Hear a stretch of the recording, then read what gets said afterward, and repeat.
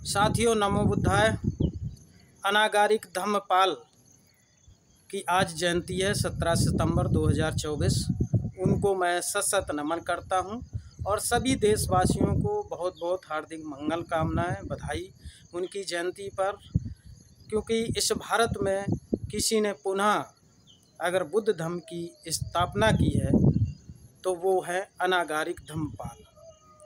अनागारिक धम्मपाल कौन थे? अनागारिक धम्मपाल ने इस भारत में एक लड़ाई लड़ी बुद्ध धम्म के लिए, कानूनी लड़ाई लड़ी, जो आज भारत के लोग बोध गया को जान पा रहे हैं।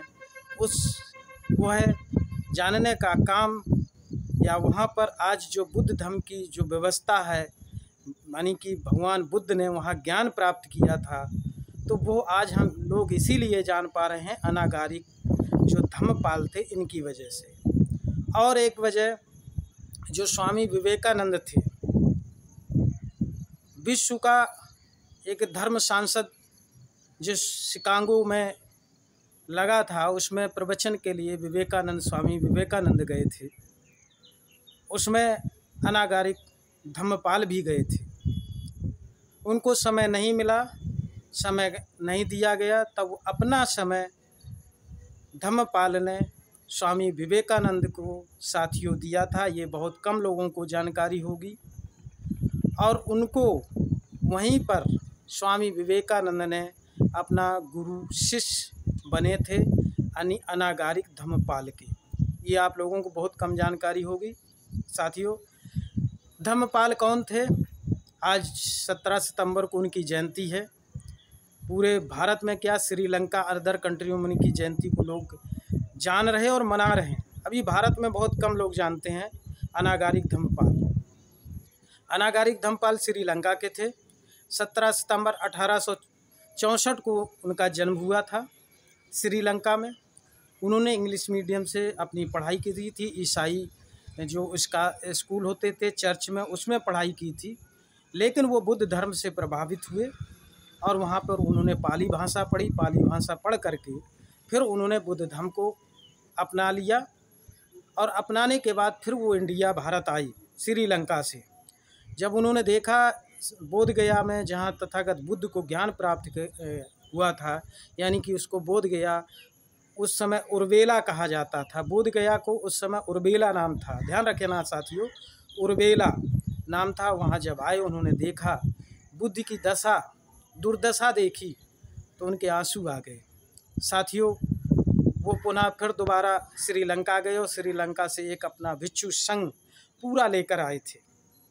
भिक्षु संघ लेकर आए और वहाँ पर उन्होंने कानूनी कार्रवाई की कि यह जो है बुद्ध स्थली है। वहाँ हिंदू धर्म के जो मनवादी विचारधारा के लोग थे, वो हिंदू धर्म की व्यवस्था को स्थापित किए थे और बुद्ध की व्यवस्था को बहुत उन्होंने तहस नहस कर दिया था। यहाँ तक कि मैंने कई जगह पढ़ा है कि उस समय क्या था कि बुद्ध धर्म की जो प्रतिमाएं थीं, वह जगह थी जहाँ तथागत बुद्ध को ज्ञान प्राप्त हुआ था। वहाँ पर जो जगह थी वो निरंजना नदी के किनारे बोध गया, जिसे उर्वेला कहा जाता है, जहाँ तथागत बुद्ध ने ज्ञान प्राप्त किया, ज्ञान स्थली थी। तो वहाँ पर लोगों पर भ्रमित कर दिया था, यहाँ के पाखंडियों ने भ्रमित कर दिया था और कहा था कि जो इस मूर्ति और यहाँ पर जो भी बना हुआ स्थान है या यहाँ मूर्तियाँ हैं, जो इन मूर्तियों पर जो मिट्टी के डीले डालेगा, मारेगा, तो उनकी मनोकामना पूरी होगी। वो भी आँख बांध करके, यानी कि पट्टी बांध करके। ये मान्यता बना दी थी पाखंडियों ने। यह दुर्दशा देख करके अनागारिक धम्मपाल बड़ा दुखी हुए थे और उन्होंने इस पर कार्रवाई की और कार्रवाई करके उन्होंने वहाँ मुकदमा जीता। मुकदमा जीत करके वह सुरक्षित करवाया। और उस समय डॉक्टर राजेंद्र प्रसाद जो भारत के राष्ट्रपति थे, उनके हाथों से जो उपासक थे बुद्ध धर्म को, उनको वह स्थान सौंपा गया। साथियों, ये बहुत इसको समझने की बात है। ये भी हमारे एक महापुरुष, महानायक भिक्षु, ये भी एक पुनः स्थापना करने वाले इस भारत में बुद्ध धम्म की अगर किसी की देन है तो श्रेय अगर किसी को जाता है तो वो अनागारिक धम्मपाल है। आज भी उनकी अस्थियाँ उनकी 69 में यानी 69 साल में परिनिर्वाण हो गया था, मृत्यु हो गई थी। आज भी उनकी अस्थियाँ रखी हैं। पढ़िए साथियों, इनको अनागारिक को पढ़िए, अनागारिक धम्मपाल को पढ़िए, इनको आप समझिए, जानिए, क्योंकि ऐसे ये भारत के एक बौद्धिस्ट विचारधारा को बढ़ाने वाले, बुद्ध धम्म को बढ़ाने वाले अगर कोई महान कार्य किया तो अनागारिक धम्मपाल ने किया था। आज उनकी 17 सितंबर है, आज भारत में लोग नहीं जानते हैं, उनको ज़रूर पढ़िए और उनको जानिए, क्योंकि उनका बहुत बड़ा योगदान रहा है बुद्ध धम्म के लिए।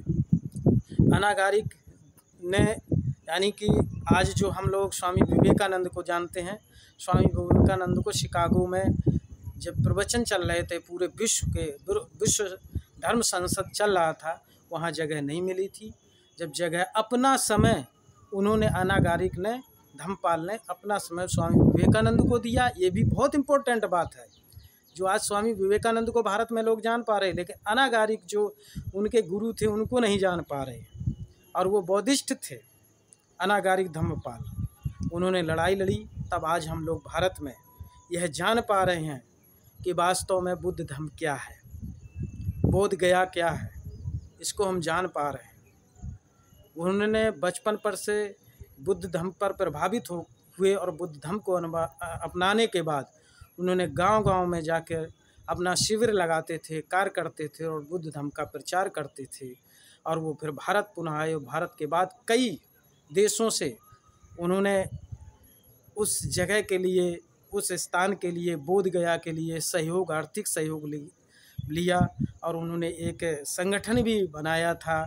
उस संगठन का नाम क्लियर नहीं है, तो संगठन भी बनाया था और उसके सहयोग से पूरे विश्व में कई देशों में भ्रमण भी किया, और उन्होंने इस भारत की जो स्थिति थी उसको लोगों को बताया कि यहाँ पर जो पाखंडी लोग हैं बुद्ध की क्या दुर्दशा किए हैं। ऐसे महापुरुष को मैं सत नमन करता हूँ।